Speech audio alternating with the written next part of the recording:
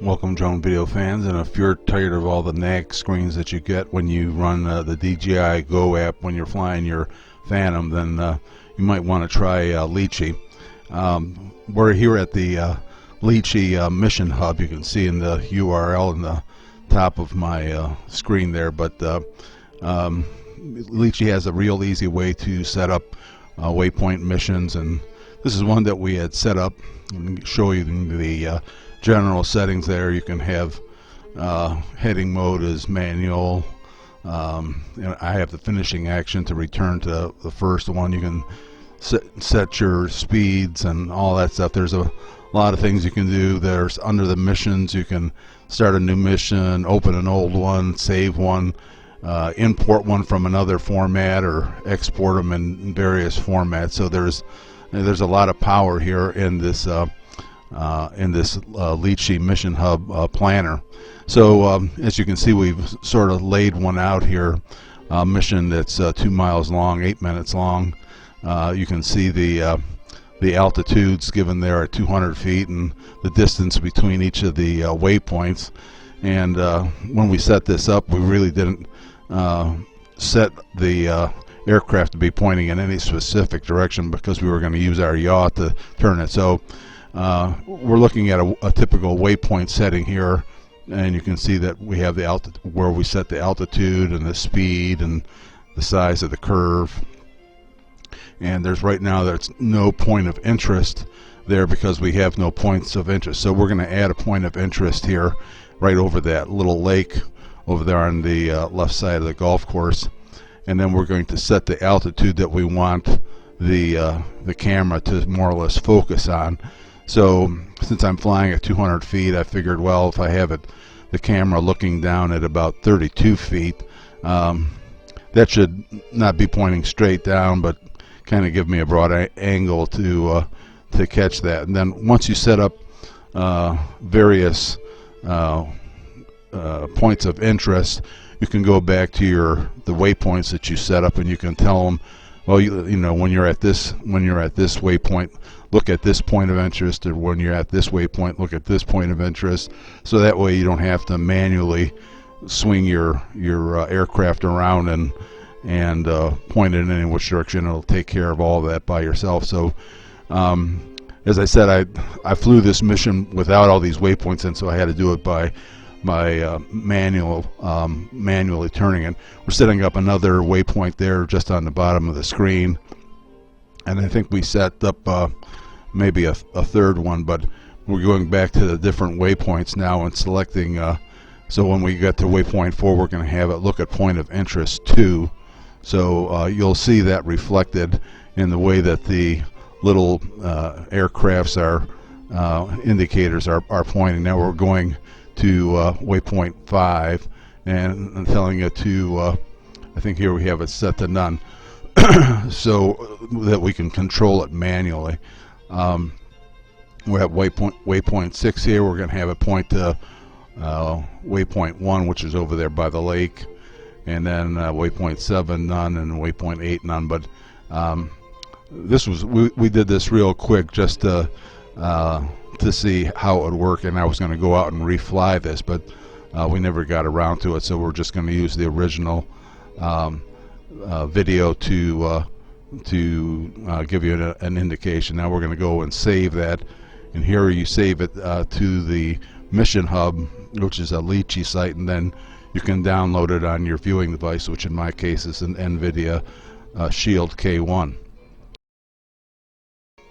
So you know, once you created all of your waypoints and your points of interest and everything, you can save it, and it saves it up to the Litchi spot. And then later on, when you get out to the field, you can, or even before you go out to the field, you can download it to your viewing devices, which is what I did. I did it at home and launched the Litchi app here, where you can see bring up the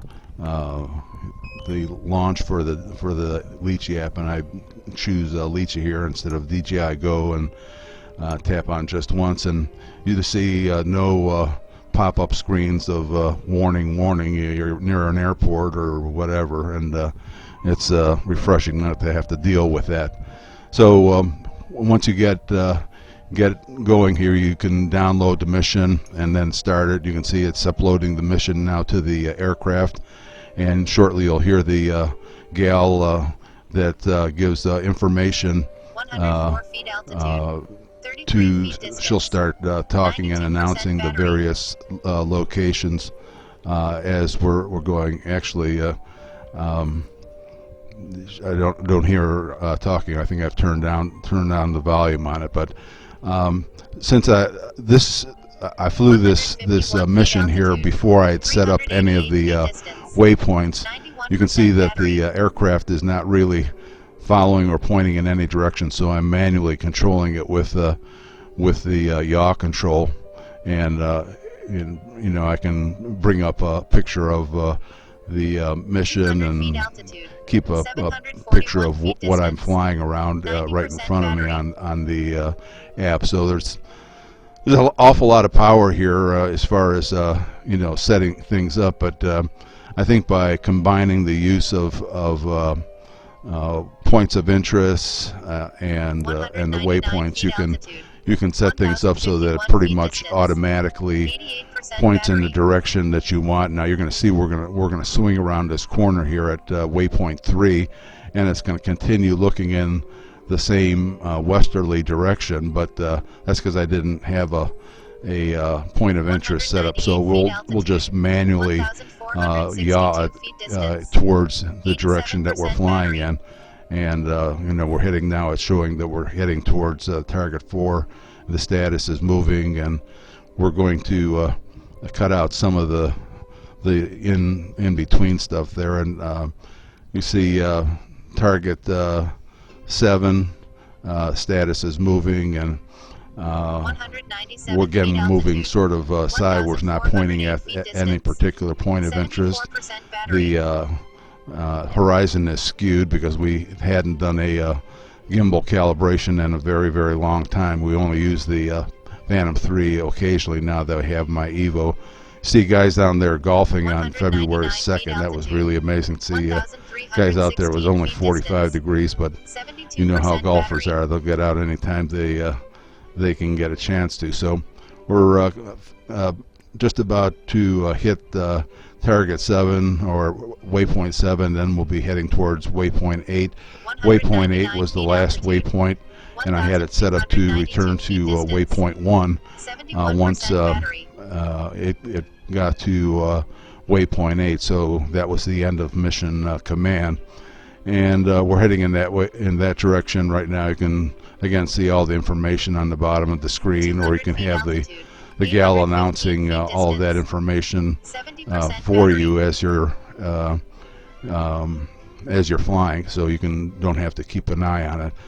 And once we get to finish the mission, it's going to return now to target 1 or waypoint 1, and we're going to drop the gimbal down and catch myself landing here. So there's a few golfers out there. This is an old driving range, which you see in front of you. Anyways, if you're tired of all the hassles of using the DJI GO, Litchi is not that expensive. It's very handy. There's no muss, no fuss, and you don't have to listen to all the warnings and get the nag screens. Go out and give it a try, and if you have any questions, leave them in the comments and we'll try to answer them for you. Thanks for watching. Stop back again soon.